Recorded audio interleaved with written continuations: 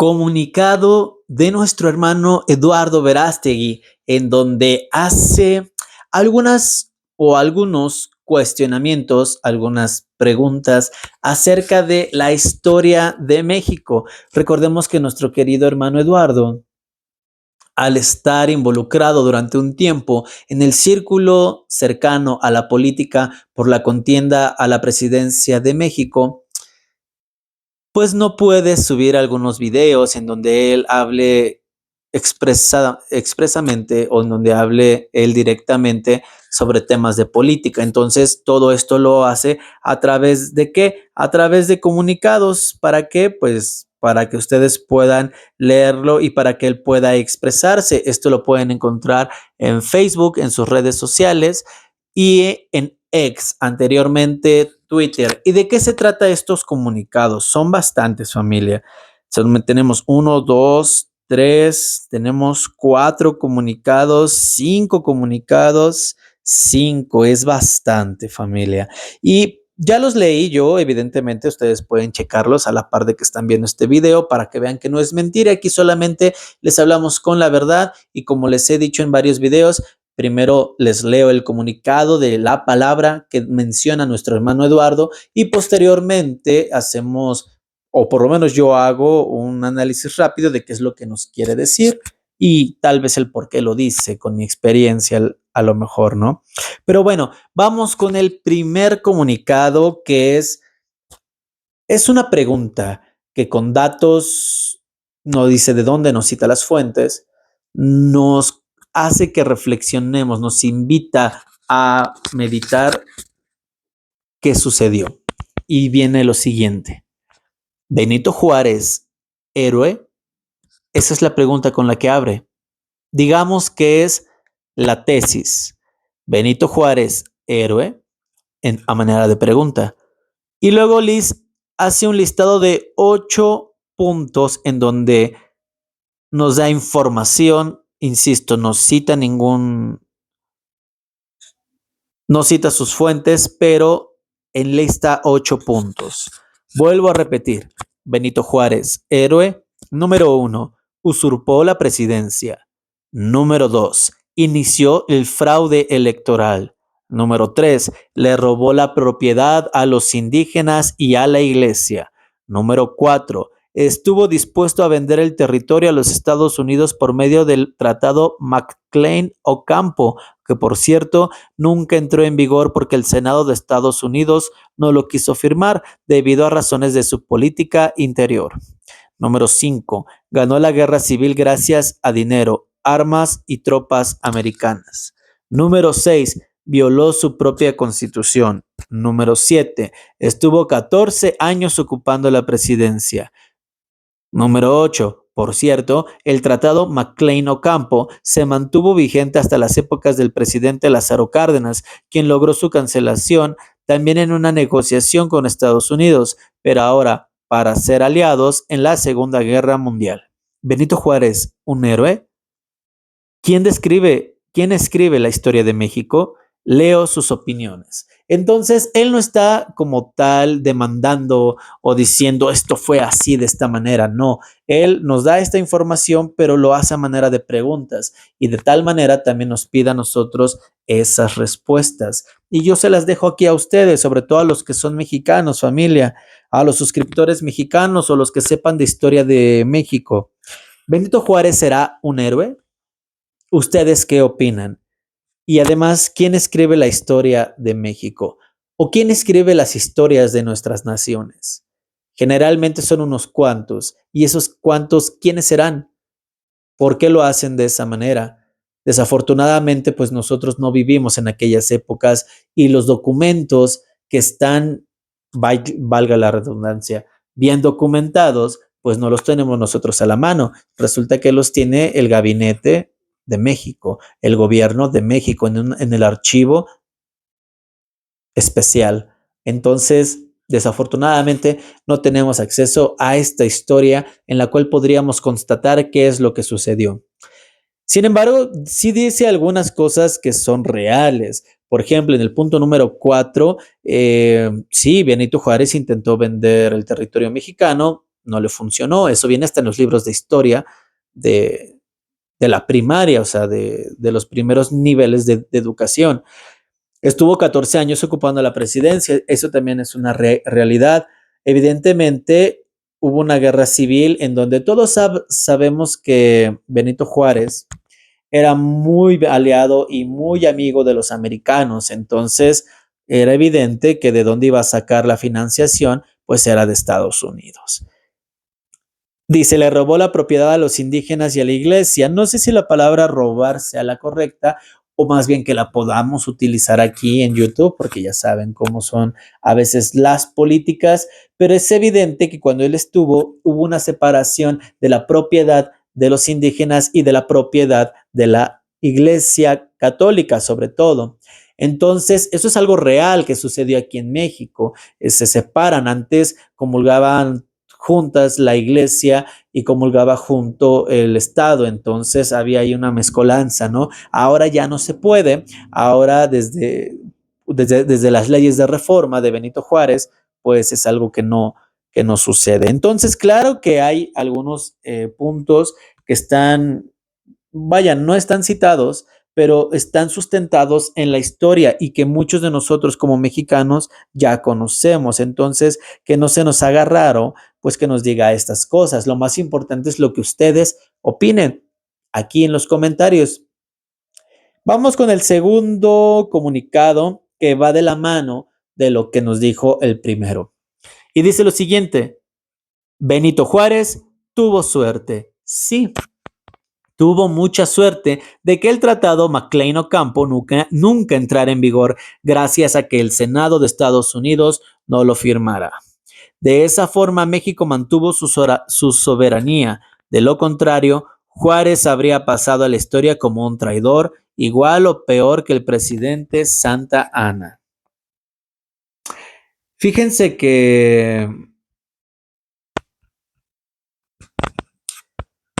tenemos como uno de los peores presidentes de la historia a Antonio López de Santa Anna.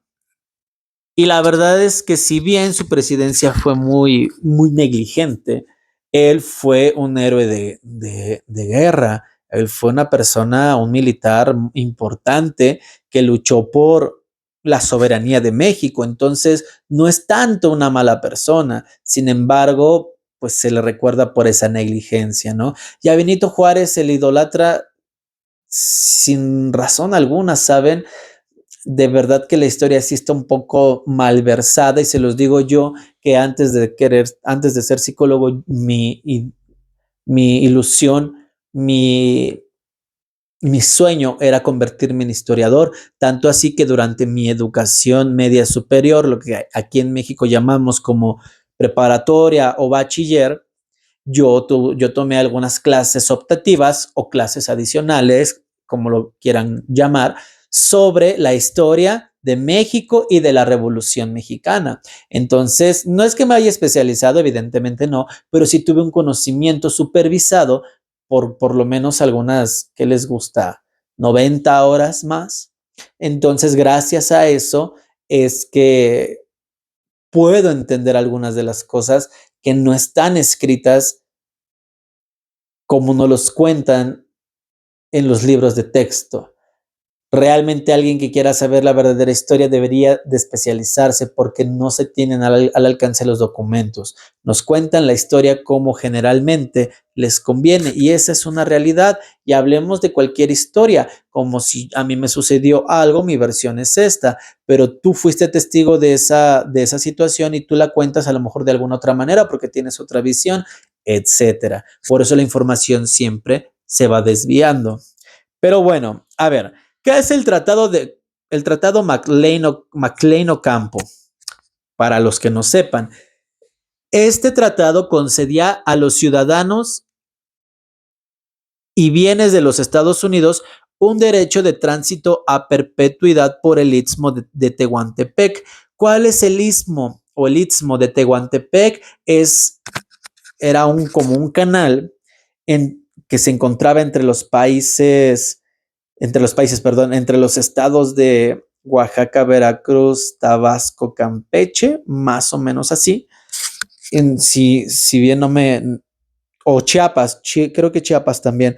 Si me equivoco, corríjanme aquí en los comentarios. Y este istmo o istmo, eso era uno de los más importantes en su momento, en el cual se podía comercializar muchísimo. Recuerden que el comercio ha ido evolucionando a través del tiempo y que no es algo como era antes. O sea, actualmente se utiliza mucha tecnología y diferentes medios. Antes no era de esa manera, se tenía que trasladar vía tierra o vía marítima, y en este istmo estaba pues muchísima abundancia, por lo menos en este sentido. Y evidentemente, pues en este tratado se le concedía a los ciudadanos de Estados Unidos, pues que tenían derecho a transitar, y de hecho era a perpetuidad. O sea, ¿por qué? ¿Quién sabe? Dice que el tratado estipulaba que todo el tránsito que circulara por istmo, sería libre de cualquier derecho o tarifa. O sea, que no había tributo, que no había impuestos como tal.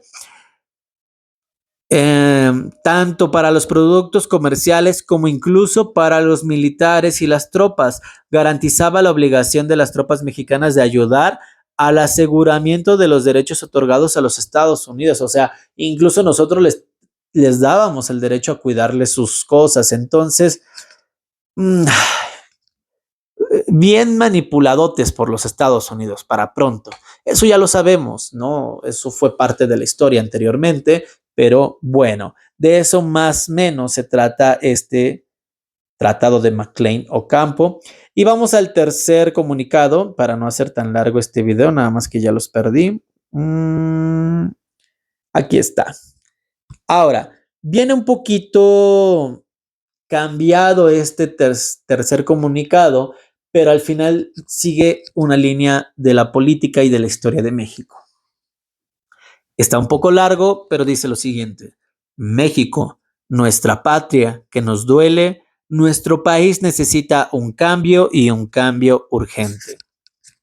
La clase política continúa manteniendo como rehén al pueblo mexicano, que desde hace años, manipulando la opinión pública, actuando con ineficiencia ante el crimen organizado y cediendo alegremente ante las agendas globalistas progresistas, las llamadas transformaciones del país, y eso lo pone entre comillas, no han tenido más que repercusiones terribles para el pueblo mexicano.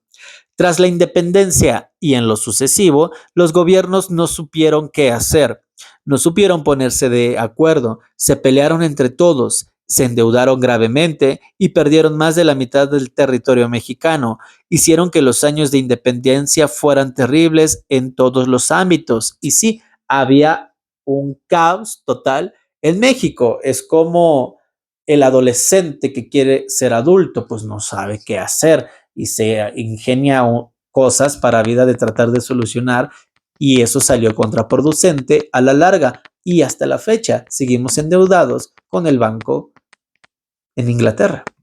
Imagínense, la deuda económica. Continúa. Y esto es como una llamada. Mexicanos, ¿cuántos años más necesitan pasar para darnos cuenta de que nos han tomado el pelo? Nuestro país todavía no ha logrado su independencia, pero nunca es tarde para recuperar las riendas de nuestro país y lograr de una vez por todas una verdadera independencia y verdadera transformación. Construyamos juntos el México que todos queremos, independientemente, aquí lo escribió mal, de los corruptos de siempre, independientemente de los organismos internacionales que solo buscan destruir nuestra historia, nuestras tradiciones y nuestros valores, independientemente del crimen organizado, independientemente de la partidocracia. Viva México independiente. Y con esto cierra el tercer comunicado, y creo que está mucho más que claro. Da su punto de vista sobre si México es un país independiente o no.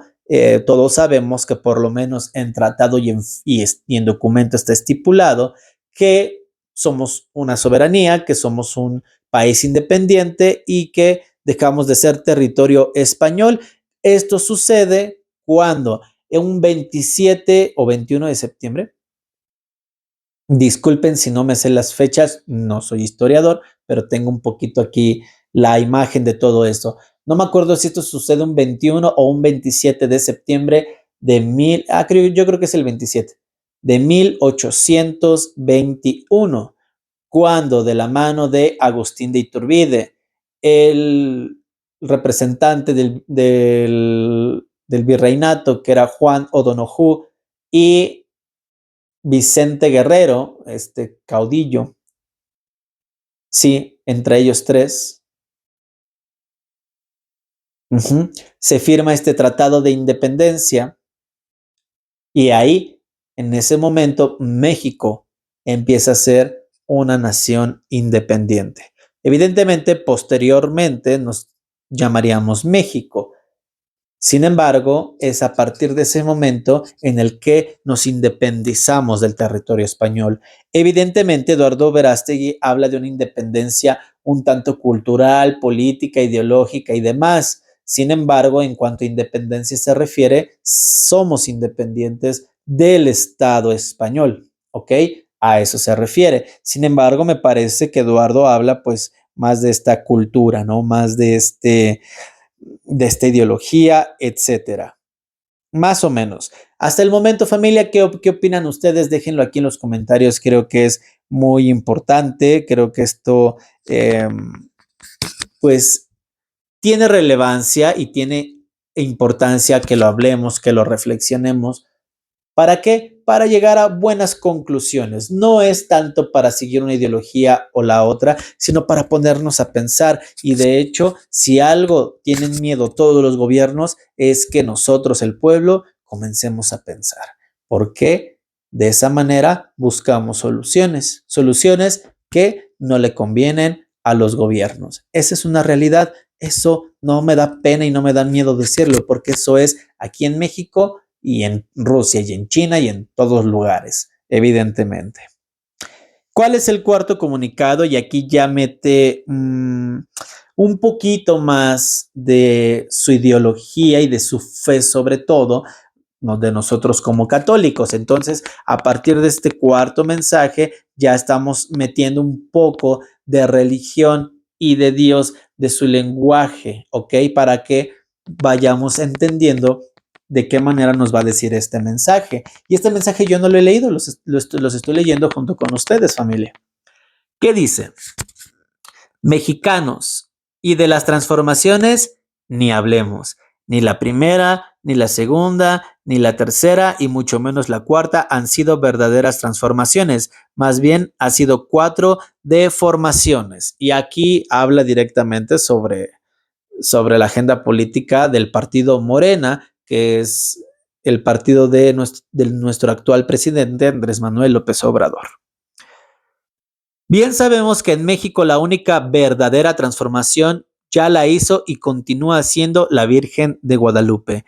Ella es la auténtica transformadora en cada corazón mexicano. Esta batalla no es política, es espiritual y la vamos a ganar. No estamos solos. Dios más uno es un ejército y somos más de uno. Somos la mayoría. Vamos familia, que sí se puede. Juntos por el sueño mexicano, volemos alto como las águilas reales que somos. El cielo es el límite. Que viva la Virgen de Guadalupe y que viva México. Pues bien, como les decía, este mensaje ya es un poco más con todas las convicciones que trae nuestro querido hermano Eduardo y como seguramente muchos de nosotros tenemos. Yo en esta parte comulgo con él. Creo que muchos dicen es que se debe separar la religión del Estado. Sí, a lo mejor institucionalmente sí, pero en nuestro ser no lo podemos separar, es imposible, es quitarnos una parte de nosotros y entonces estamos presentando una doble cara o hipocresía pura. Entonces, no nos pidan separar algo que nosotros somos, no le pidan separar algo que Eduardo es. Creo que eso es más que evidente. ¿Y cuál es el último mensaje ya familia para que los deje descansar? Y para los que siguen hasta aquí, pues muchísimas gracias por estar al pendiente de los mensajes y de los videos. Les mando un fuerte saludo. Dice el último comunicado y esa manera de pregunta. ¿No les parece curioso que cada vez que han gobernado los héroes, lo pone entre comillas, México ha tenido guerra, hambre y destrucción, y cuando han gobernado los supuestos malos, lo pone entre comillas, México ha tenido prosperidad, paz y desarrollo, por ejemplo, en el virreinato, el imperio y el porfiriato. El virreinato, cuando estuvo el imperio español aquí mandando a un representante del rey y teníamos un virrey. Entonces, bajo ese mandato, dice Eduardo que no tuvimos estas partes. Yo difiero en lo del virreinato, difiero completamente porque creo que se estaba viviendo bajo un régimen de esclavitud horrible. Sin embargo, entiendo que espiritualmente era un buen momento. Lo entiendo por esa parte, pero sí difiero de esto que nos dicen. Luego dice el imperio, a quien se refiere a Agustín de Iturbide y tal vez al imperio de Maximiliano de Habsburgo. Entonces, realmente fueron buenas épocas, aunque duraron muy poco, proyectaba ser algo muy bueno. Ahí sí estoy de acuerdo. Y en el porfiriato, que evidentemente Porfirio Díaz, aunque hayan dicho que duró 33 años en el poder, o 34, realmente estaba creciendo México exponencialmente. Lo que sucedió de su destierro, de su exilio, fueron puras envidias. Porfirio Díaz, en mi humilde opinión, y aclaro YouTube porque luego se pone bien raro se me fueron con las restricciones. En mi humilde opinión, en mi criterio, voy a sonar como un niño mío de mí, no de los demás. En mi opinión, Porfirio Díaz es el mejor presidente que ha tenido nuestro país. El que nos ayudó a prosperar y el que nos ayudó a salir adelante. Y cierra con una pregunta. ¿Quién escribe la historia de México? Como lo hizo en su primer comunicado. Familia, ¿quién escribe la historia de México? ¿Quiénes creen ustedes que escriben las historias de nuestras naciones, no solamente para los mexicanos? Queda como una pregunta abierta que evidentemente checaremos aquí en los comentarios.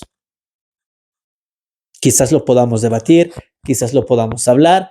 Eso ya depende de cada uno de ustedes, de su interés, de su humilde opinión, etcétera. Déjenmelo saber aquí en los comentarios. Y familia, pues estos fueron los 5 comunicados que lanzó Eduardo Verástegui, porque estos sí son comunicados. Y pues bueno, nosotros nos vemos la próxima con un video nuevo. Familia, paz y bien, descansen, ánimo y vamos con todo.